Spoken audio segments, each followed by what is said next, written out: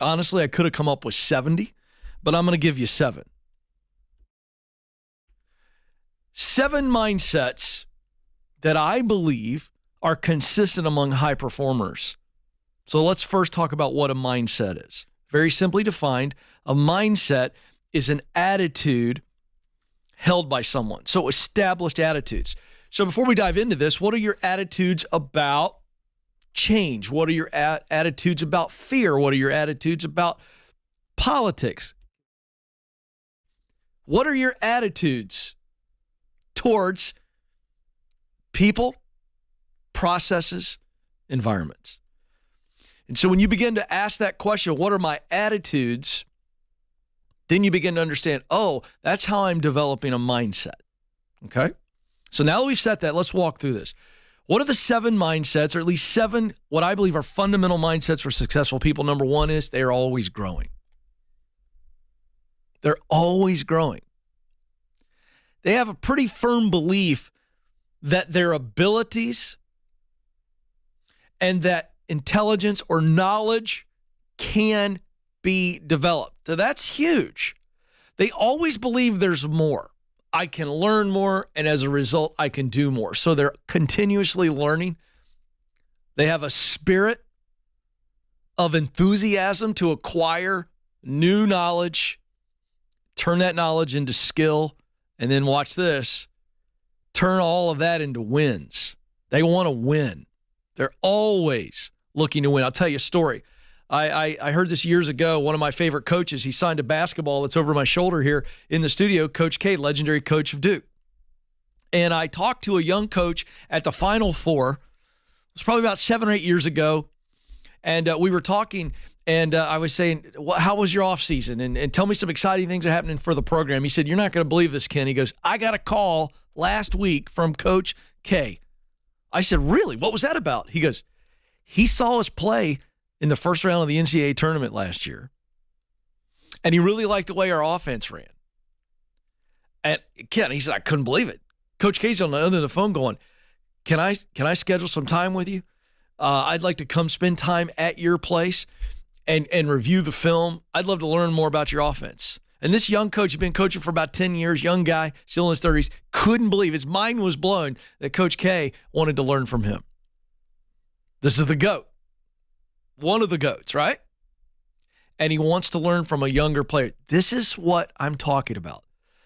Great people are always looking to learn. They don't care where they get it. They just want to learn. Number 2, they're optimistic. They have a mindset of positivity. They've always got, even in the tough times, the darkest times, they have a positive outlook. Why? Because in those dark times, in times of great struggle, instead of focusing on how painful it is and their surroundings, they're always focused on getting out, digging out. Great winners don't stay in losing seasons very long. Why?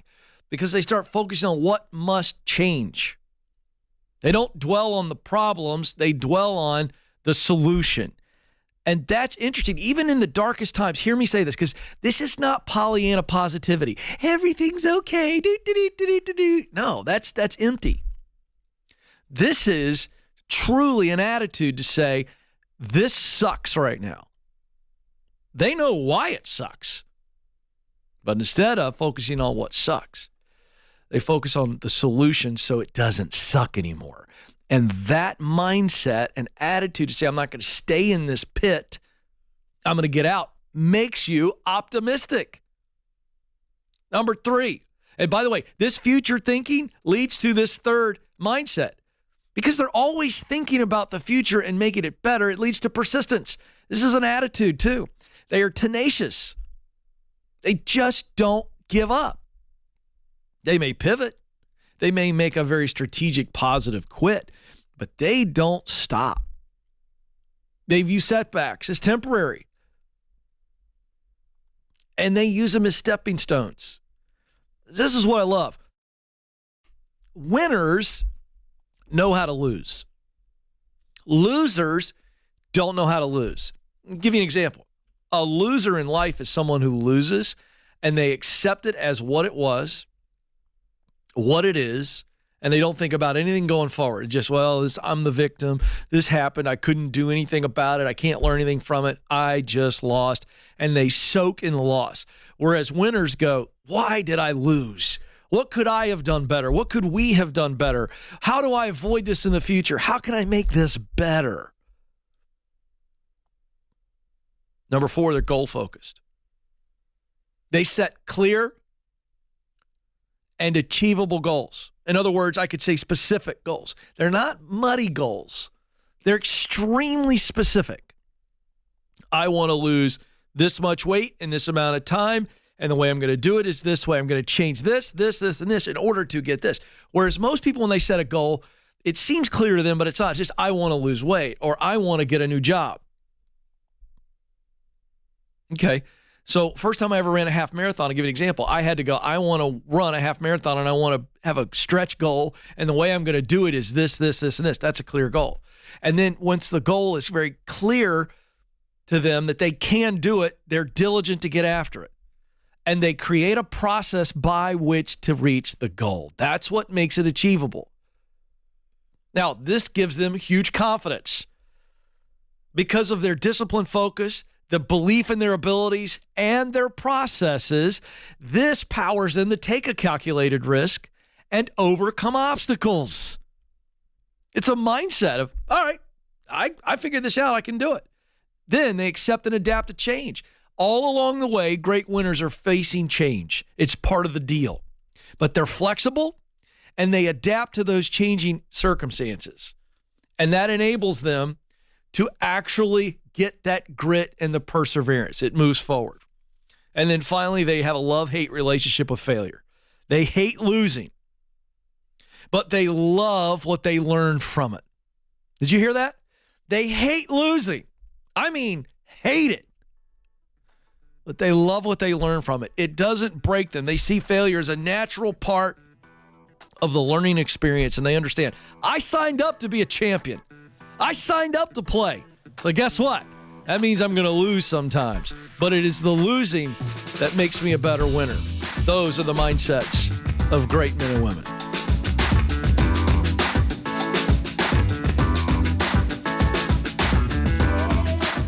Do you know what you were born to do? In order to get hired at a job you love, you need to get clear on your talent, passion, and mission. That's why our team created the Career Clarity Guide.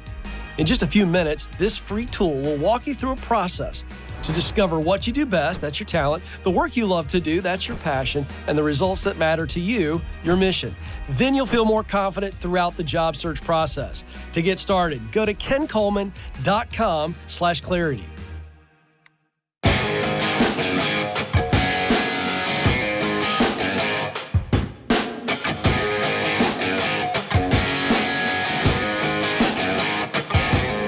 Helping you folks discover and do what you were born to do, and I need your help because I want to get this message out to as many people as possible. And the way you can do that is, if you're watching on YouTube, will you like the video or videos you're watching? Would you subscribe to the channel? And then would you share the videos with someone that you believe it will equip and encourage? And then same thing on the podcast.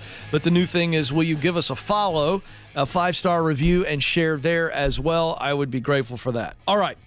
Because I am a self-proclaimed man of the people, which means I love to make sure that I inform you with the trends and things that are happening in the world at work so that you are winning. And making sure that I give you a common sense analysis on what's happening. This is very interesting. New data out about Google and other big tech companies. This is very interesting. And I'll break this down in a second, but first the facts. Recent study conducted by Ramsey, as a technology company, shows the average tenure of a Google employee is only 1.3 years, making them one of the top 10 companies where employees apparently don't want to stay. Now, this is not just a Google issue. Other big tech software companies like Zoom, their average tenure is also 1.3 years. Reddit has an average tenure of 1.2 years. Meta/Facebook, their average is only slightly better at 1.7 years.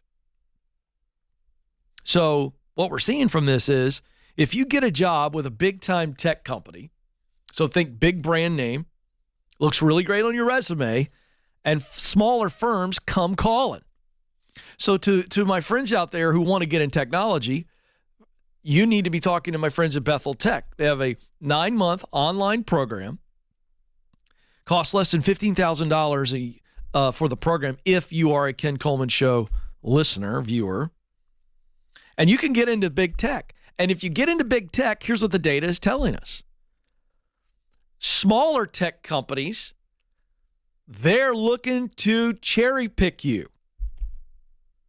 So what is a problem for big tech as relates to retention? I'll get to that in a second. But for you out there, you want to get into big tech, the data's telling us you land a big job with one of those companies, and now all of a sudden your resume looks pretty sexy, and these smaller firms are going to come your way, and they're going to offer you big bucks. So it's very interesting. So what does Google do? Now I want to talk to leaders here, because this isn't just a lesson for Google. There's a lesson here on employee retention. I'll get to that in a second. But let's look at what the Google annual employee survey found. It's called Google Geist. It's an internal survey. And by the way, I applaud. I like to go after big companies because big companies like Google, they treat people like crap when they lay them off. Let's just say that. That's not disputable. They'll lay people off in the middle of the night, send them an email, tell them they were gone. And we shared stories like that on the show because big tech, they've not shown me anything, contrary to this.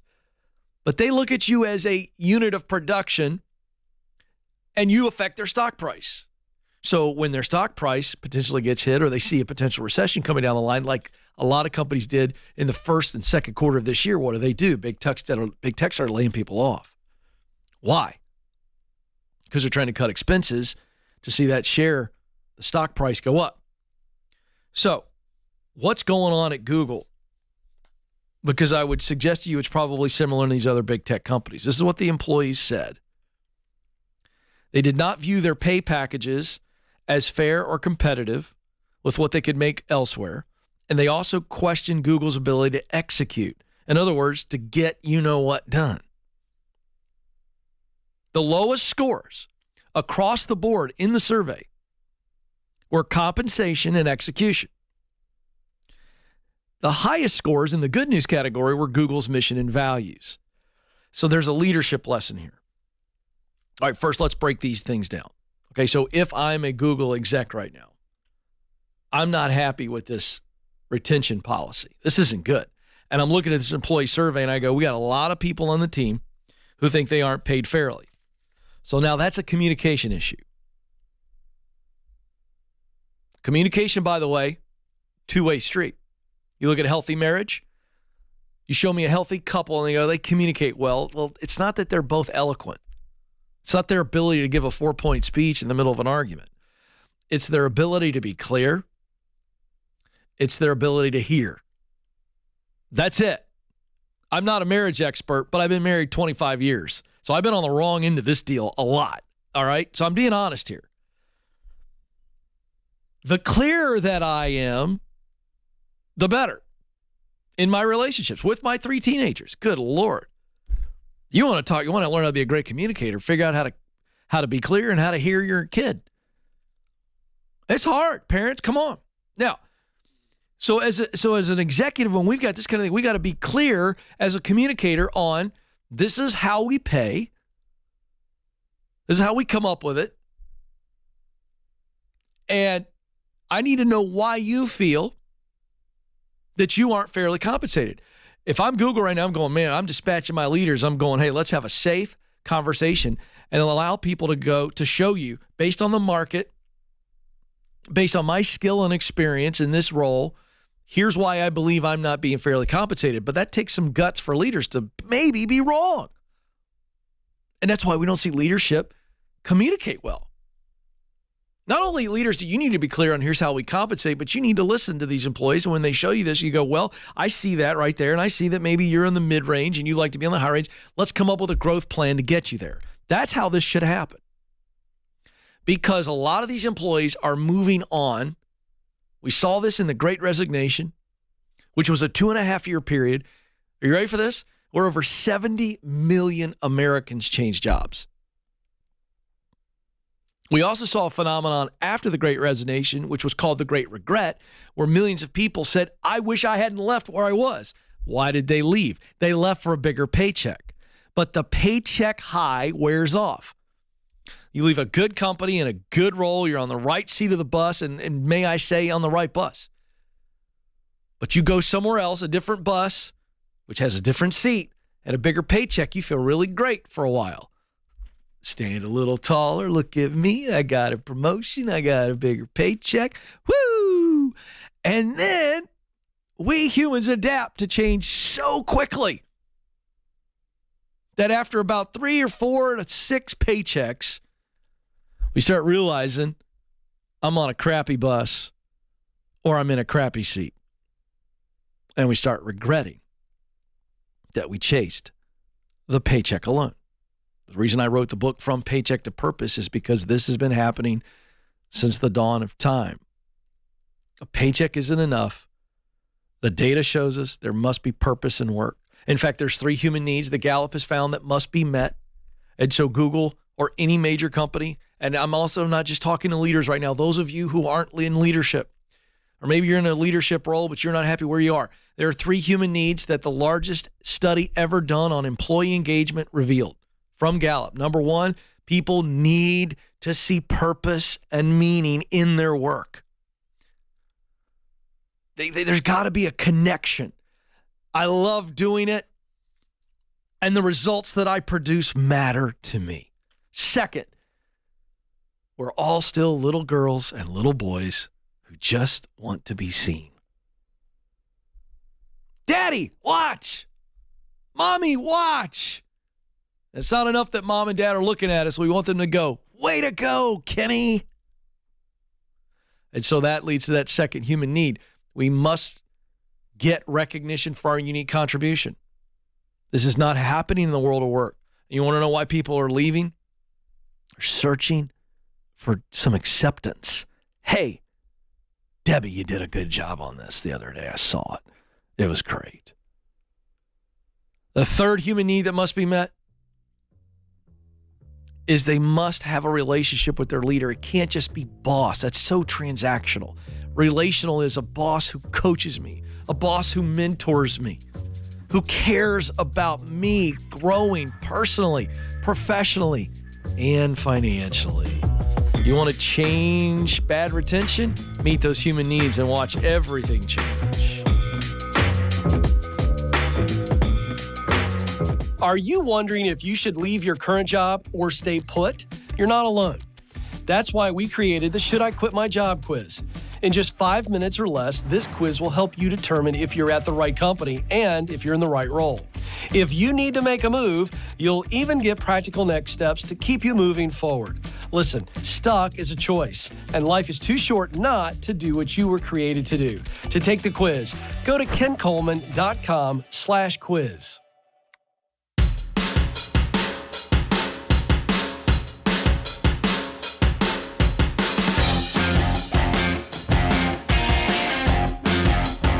All right, I always love to give stuff away, especially when it's not mine. Anybody like that? I love giving away Dave Ramsey's money. I've been doing it for a long time. Before I was a Ramsey personality, I was the host of All Things Ramsey, YouTube channel, all the live events, the EntreLeadership podcast. And so it was part of my job to give away Dave's money. I would give it away at live events. And so I've developed a spiritual gift of giving away Dave's stuff. I'm one of the best at it. And so I get to join their team. We're giving away cash. You could win one of our $500 weekly prizes or the $3,000 grand prize. It's our annual Ramsey Cash giveaway. So all you got to do is go to RamseySolutions.com/giveaway. That's RamseySolutions.com/giveaway. And you can come back every day and enter for more chances to win. No purchase necessary, but you must be 18 or older to win the cash. So go, go, go. All right, let's go to Broken Bow, Oklahoma. Coolest name I've heard of in a long time. I love that. Anna, you're on the Ken Coleman Show. Hi, Ken. This is Anna. Thank you for taking my call. You bet. What's up? So I just need some guidance on whether or not I need to go back to school to pursue my master's degree. Okay. Master's in what? Counseling. Okay. And I think I know this, but why are we pursuing a master's in counseling? Well, I'm passionate about helping people, especially in mental health. Mm-hmm. And so been doing it for a while now. In what capacity? Just a little bit of a backstory. About 5 years ago, I got my bachelor's in biblical counseling. Mm-hmm. And then shortly after, landed a job at a drug rehabilitation center for women and absolutely loved it. And what role were you in? A counselor. Oh, really? So they didn't require that you had any education other than the bachelor's? That's correct. Just because good. it was a nonprofit organization or ministry, so to speak. So yeah, you know what I love about that? Like, that's how it ought to be. Yeah. Like, all this licensing and crap, you know what that is? It's just government regulation. You had a nonprofit ministry who said, you went to 4-year school and you've got the fundamentals of counseling, and we want to put you right in front of women who are struggling with substance abuse right now. Meet them where they are. And they said, come on. And you did it. So you need a master's degree now to step it up, to go have your own practice, correct? That's correct. Is that the goal, is your own practice? Well, not necessarily. Okay. So I went ahead and got my certification in life coaching with mental health because I figured that possibly I could still work with people, work with women. Yeah. In this, in this area, in this field. So I've been doing that for 2 years. On your own? On my own, yes. And what kind of money are you making? So that's the dilemma. Not making very much money right now. Okay. And I know the answer to this, but I'm going to ask anyway. What is the reason for that? Well, I don't know with my packages. I don't know if I'm selling enough. I've done everything as far as reading the prospecting book. I've done a lot of research on how to get new clients in. I've connected with a lot of people from my church. So I've seen, it grow, but just not as quick as I would like it for it to. What's your What's your conversion rate when you get somebody kind of interested? So think top of funnel with, I'm getting leads. What's your conversion rate? Are you talking about taking someone? Price? Yeah, taking someone from I'm interested in your coaching program to closing them where they sign a contract and become an actual client. Very small percentage, just because of the excuse seems to be the finances. Of course. I mean, listen, that's always going to be the biggest hurdle on life coaching or in career coaching because it's an additional expense in their life. Right. What are you charging an hour? Well, my packages are typically, I would like it for it to be $1,200 for 3 months, but I have found myself charging $600 for 3 months, which is barely anything. Yeah, I agree. And when you say $1,200 for 3 months, what do they get for the $1,200 over the 3 month period? They get a 1 hour session each week for 3 months, and also 12 sessions. Yes, that's correct. So these are hour sessions. Yes. So you're charging $100 an hour. That's correct. Yes. That's not outrageous. That's not outrageous. I think you're going to have to expand because you're doing this locally in Broken Bow, Oklahoma, and I'm guessing it's not a very big area. No. That's part of the problem. Not very big. Not only is it not a big area, my guess is that incomes are probably slightly lower there than, let's say, Oklahoma City. Fair? Yes, you're right. All right. So what do we do about that? What first comes to your mind? Well, I have social media. I have a website, so I've been reaching out. Correct. You now can coach women anywhere in the world. We live in 2023. You could coach a woman that lives right here in Franklin, Tennessee tonight. Right. And so what you've got to do is you've got to expand your territory. Okay?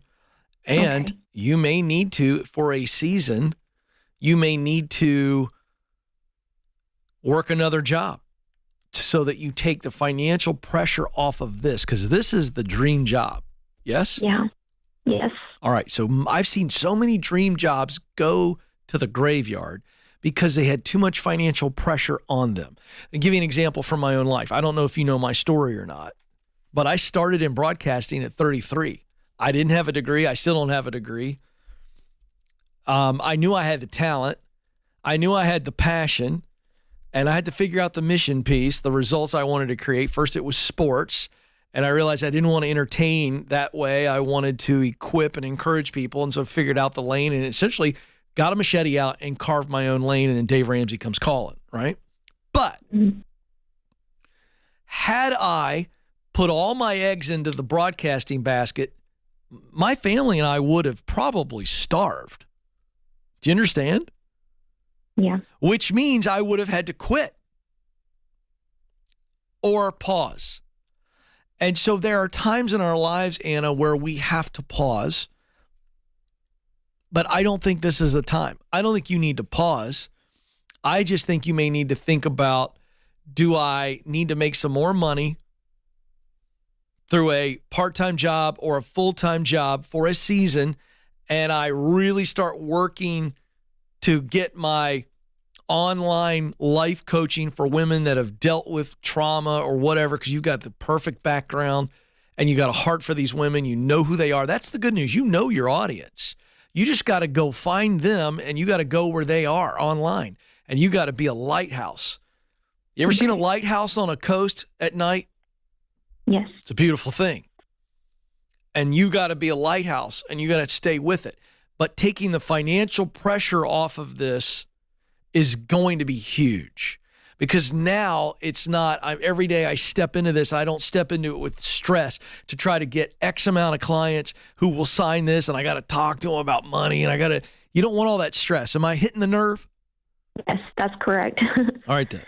Yeah. So if I'm you, if I need more money right now, I'm going to go, all right, I'm not going to press pause.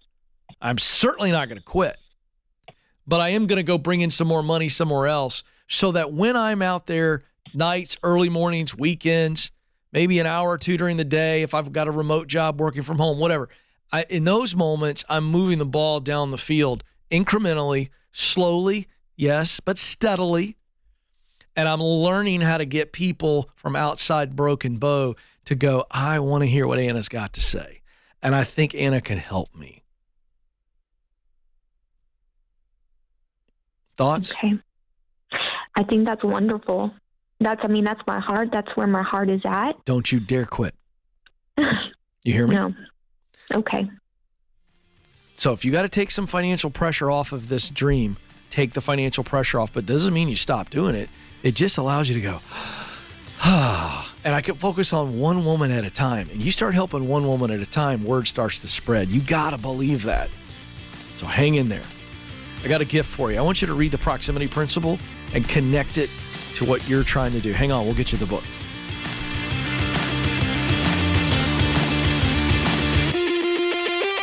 Did you know that recruiters take an average of 6 seconds to scan a resume? And that's if they ever see it in the first place.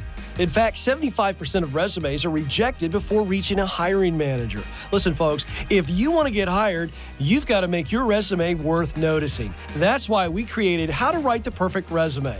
This free guide will walk you through the 5 steps to stand out in the hiring process to get you your dream job. If you want to get started, go to kencoleman.com/resume.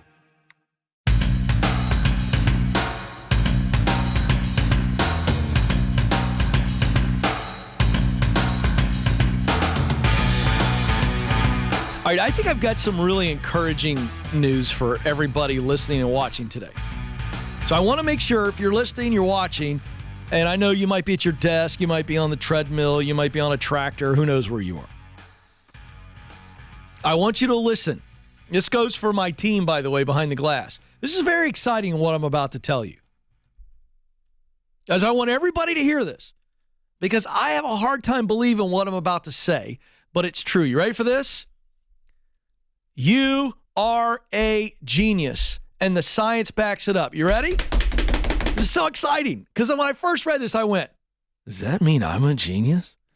Because, full disclosure, you're looking at a lifelong C student because I couldn't pay attention in class because I had ADHD. You're looking at a guy who scored less than 1,000 on the SAT, and I don't give a crap. I'm a genius, and you are a genius. Are you ready for me to prove this, Alex? Do you feel like a genius today, Alex? Or did I need to... I felt like one yesterday. You did today, yesterday. All right, here we go. Everyone that's listening and watching is a genius. And George Land proved it. Who is George Land? I didn't know who George Land was until about 3 days ago. So George Land was hired by NASA decades ago to identify geniuses in the population as young as he could because NASA was looking to recruit geniuses. Makes a lot of sense. Of course, NASA would want to recruit geniuses. So he created a genius assessment, a process, a measuring tool that would measure genius in people. And he did it. And here's what they found.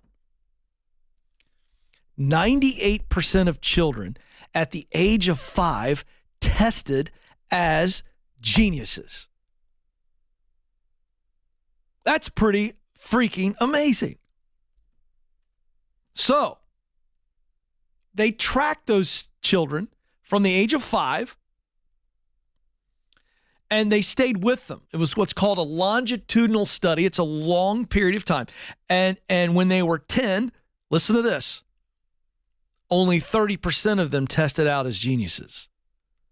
And when they followed up with 280,000 people, average age of 31, only 2% tested out as geniuses. So quick review. 98% of 5-year-olds tested as geniuses. 30% of 10-year-olds tested as geniuses. And 2% of 31-year-olds tested as geniuses. So as excited as I was to know that I'm a genius, I'm 49 now, and I don't know where I'm at. I may just be a moron. But no, I'm having fun. Here's why I'm bringing this up. Here's what that tells me. The God of the universe,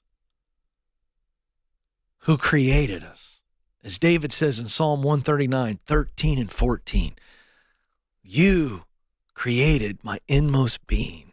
In my mother's womb, you knit me together, the scripture says there.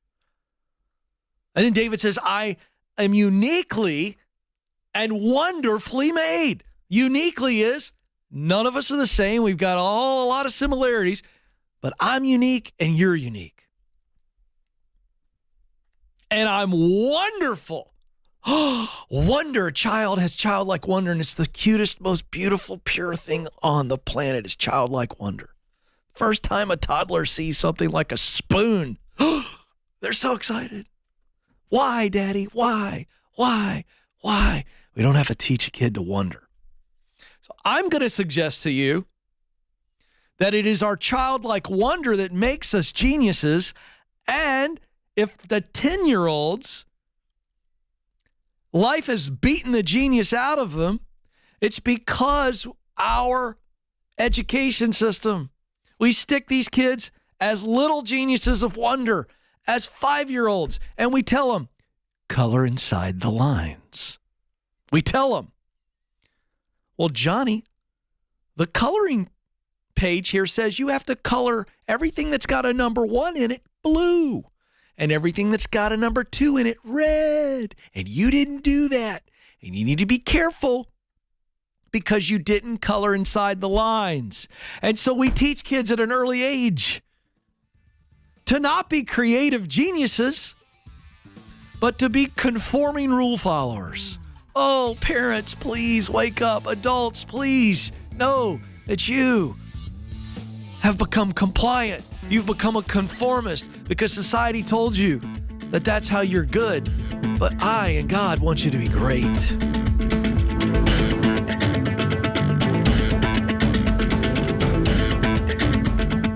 According to Glassdoor, the average job offer attracts over 250 applicants.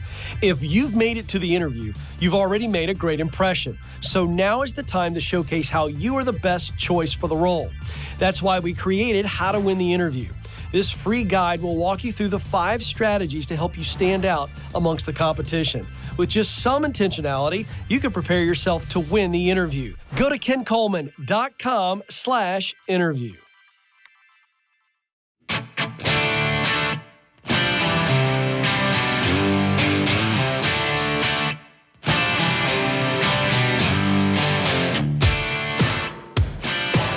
All right, folks, the data is in. This is going to make some of you really happy and some of you very uncomfortable, and that makes me happy. We were in a show meeting the other day, and we were talking about, we're always developing content. We're developing out ahead, and I was like, I like to provoke people. Now, provoke, that's turned into a bad thing. Like walking up to some big dude in the gym. Could you imagine? And I'm just like pushing him on the shoulder, provoke the guy to flatten me. That's not what provoke is. The true definition and application of the word provoke is I'm going to hand you something and make you have to deal with it. And so my goal every day on the show and everything I do is I want to make you think. And you don't have to agree with me because I really don't care. I just don't care. But I do care about making you think. And even if you disagree with me, but I've made you wrestle, then I'm happy. So some of you are going to be very happy with this. Some of you leaders are not going to like this. But I don't care. I'm holding in my hands an article from Fortune magazine, and I've been telling you about this. It's not a new topic on this show because I like to get out in front of the trends and tell you where I think the world of work is changing and how that affects you. And I've been telling you about this big 4-day work week study that they've been doing in Europe, and then they did it in the United States. And so people are still diving into the research. So here's some of the latest. Workers can get as much done in a 33-hour week as they can in 38 hours. Now, I've said before, I'll say it again, this idea that everybody works 8 hours a day is just, it's completely irrelevant. All right? Now, I got some people that are freaking out right now because you're like me. You're old school. I'm old school. I'm a traditional guy, very conservative. I work my butt off. I'm a hard freaking worker. I love hard work. I think it matters. But I'm not saying that no one's working. I'm saying no one works 8 hours because they're either working less than 8 hours because you take their lunch break, you take all the time they spend talking to friends, scrolling social media. Can we be honest? Nobody works an 8-hour day. And there's some people that work 10 hours, 12 hours. They're crazy workers. All right, so the idea of the 40-hour work week was an idea that Henry Ford came up with way back in the day. So let's just talk about work from a standpoint of, am I punching a time clock or am I producing results? All right. The results of the 4-day work week study was a 65% reduction in the number of sick days. This is startling. Improved productivity, and a 57% decline in the likelihood that an employee would quit, which means retention is higher. The report also highlighted that workers were able to cut their average work time by about 4 hours to 34 hours a week. So here's what they were told. We're going to pay you what we've been paying you, but instead of working 5 days, you're going to work 4 days a week. And so they were still able to cut the amount of hours they worked because then it became about reduction. Reduction of what? Unnecessary meetings. A reduction of maybe archaic processes. See, if you tell a person, you got to get your job done, but you got to get it done in 4 days, their immediate reaction, because the human brain is wired this way for innovation. By the way, you know what innovation is? Innovation is creativity because of a lack of resources. Every kid's innovative. Hey, mom and dad, I remember when I was a kid, I wanted what they called a pop gun. That's probably not politically correct anymore, but it was, a knockoff of a gun, and you pull the trigger and it went pop. And so I would shoot my brother all the time, right? It was fun. But you take 2 or 3 boys and they're raising a home and you don't give them a pop gun, guess what's going to happen? You're going to come into the kitchen one day, mom and dad, and they're going to shoot you with a banana because it looks like a revolver. Or you're going to walk out in the backyard and you're going to hear, and they're going to be shooting you with a stick. That's innovation. Creativity in the face of a lack of resources. That's why boys shoot you with bananas or sticks or whatever. All right? It's pretty simple. So you tell people, look, 4-day work week, still got to get your job done. What do they start to do? They go, okay, what do I have to change? What do I have to innovate? Because if I've got less time to get the same amount of work done, now some people will fritz on that and it's not good for them. More on that in a second. So workers cut out inefficiencies like meetings. Oh, praise God. I could get in trouble for saying this around here, but I mean, Ramsey's just like every other company. We got some meetings around here. I despise meetings. I like conversations. And people were dedicated to make sure they had more uninterrupted focus time. So what happens? The more I remove distractions, increase focus, I get more done. Who cares if I do it in 34 hours or 38 or 40 hours? I got the job done. This is the lesson. Revenue increased by 15% over the course of the trial. 89% of workers obviously wanted to stay with the new 4-day plan. But let's not jump to conclusions. It is not a no-brainer. I do believe the 4-day work week is coming to America. I'm just telling you, it's coming. But it's not for everybody. And this is where leadership is going to be as important as ever. This is where the employee, you're going to have to, is it the right fit for people? Is it the right fit for our type of organization? Two vitally important leadership questions. Because that's what you're going to have to figure out, because it can create a logistical nightmare. We had a leader, a lady who ran an ad agency on this program about a year ago. She did it in California for about an 8-week period. And she said it had some good, but it was mostly bad, and they stopped it. One of the things that she cited with me in the interview was it created too much stress, and we got to figure out how we offset schedules. If we go to a 4-day work week, we got to figure out how to offset. Well, some people take off some people work Tuesday through Friday, some people Monday through Thursday. Because of the type of agency where it's very client-centric, client-focused, it created too much stress. So understand that. But overwhelmingly, employees reported an increase in their well-being. Pierre Lindmark, the CEO of a management consultancy that focuses on mental health at work, said just like any change, it will suit some and alienate others, and the reality may be that the structure doesn't suit everybody. A 4-day work week isn't for everyone. He's right. He went on to say one less day at work could lead to increased anxiety and isolation. So this is about the personality of the person. This is about the processes by which they currently work.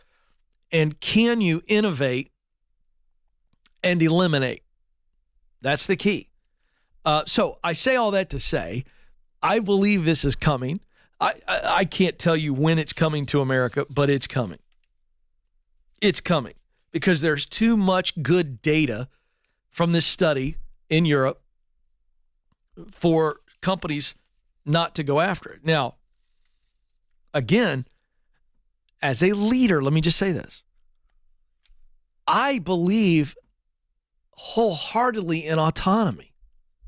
I believe that if I hire a good person, good being these qualities, they have high character, so high levels of trust just because of their integrity. I've put them in a role that they're good at, that's talent. I put them in a role that they love, that's passion.